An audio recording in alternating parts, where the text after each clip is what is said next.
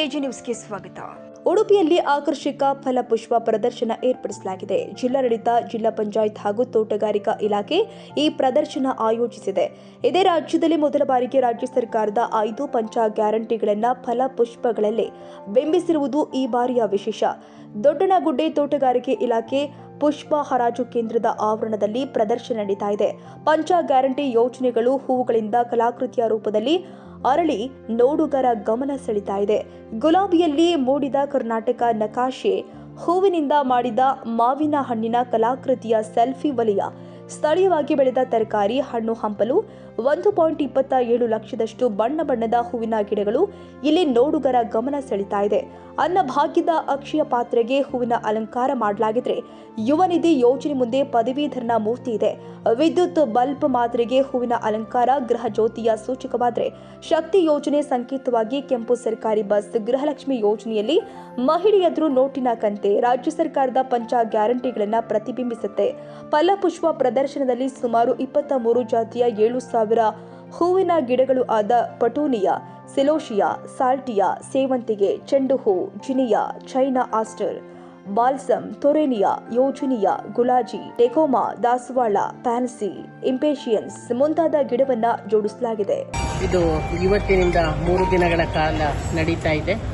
ಈ ಒಂದು ಸಂದರ್ಭದಲ್ಲಿ ಫಲಪುಷ್ಪ ಪ್ರದರ್ಶನದಲ್ಲಿ ವಿಶೇಷವಾಗಿ ರಾಜ್ಯ ಸರ್ಕಾರದ ಮಹತ್ವಾಕಾಂಕ್ಷೆಯ ಯೋಜನೆಗಳಾದ ಪಂಚ ಗ್ಯಾರಂಟಿಗಳು, ಅದರಲ್ಲಿ ಮುಖ್ಯವಾಗಿ ಗೃಹಲಕ್ಷ್ಮಿ, ಗೃಹಜ್ಯೋತಿ, ಅದರಲ್ಲಿ ಶಕ್ತಿ ಯೋಜನೆ, ಯುವ ನಿಧಿ ಯೋಜನೆ ಮತ್ತು ಅನ್ನಭಾಗ್ಯ, ಈ ಯೋಜನೆಗಳ ಒಂದು ಪರಿಕಲ್ಪನೆಗಳನ್ನು ಅನಾವರಣಗೊಳಿಸಿದ್ದೇವೆ.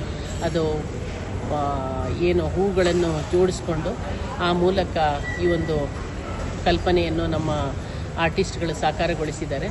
ಇದು ಈ ಸಲದ ಫಲಪುಷ್ಪ ಪ್ರದರ್ಶನದ ವಿಶೇಷ ಒಂದು ಆಕರ್ಷಣೆ ಇದೆ.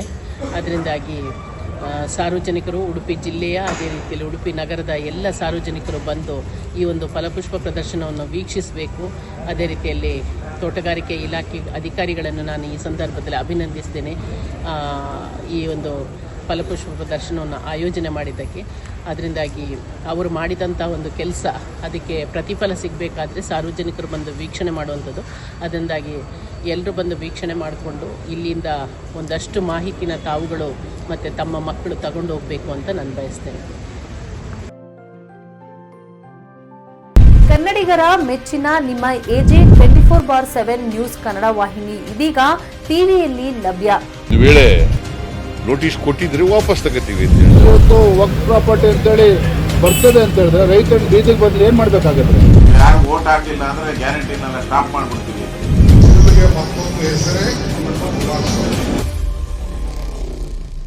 ಕರ್ನಾಟಕ ಮತ್ತು ದೇಶ ವಿದೇಶ 360 ಡಿಗ್ರಿ ಸುದ್ದಿ ಹಾಗೂ ಉತ್ತರ ಕರ್ನಾಟಕ, ಬೆಳಗಾವಿ, ಬಾಗಲಕೋಟೆ, ಧಾರವಾಡ, ಹಾವೇರಿ, ಗದಗ, ಬಿಜಾಪುರ ಜಿಲ್ಲೆಯ ಕ್ಷಣ ಕ್ಷಣದ ವಿವರವನ್ನ ಪಡೆಯುವುದಕ್ಕೆ ಎಜೆ 24/7 ನ್ಯೂಸ್ ಕನ್ನಡ ವಾಹಿನಿಯನ್ನ ಲೈಕ್ ಮಾಡಿ, ವಿಡಿಯೋಗಳನ್ನ ಶೇರ್ ಮಾಡಿ, ಕಮೆಂಟ್ ಮಾಡುವ ಮೂಲಕ ನಮ್ಮ ವಾಹಿನಿಗೆ ಸಹಕಾರ ನೀಡಿ ಮತ್ತು ಚಾನೆಲ್ ಅನ್ನ ಸಬ್ಸ್ಕ್ರೈಬ್ ಮಾಡಿ.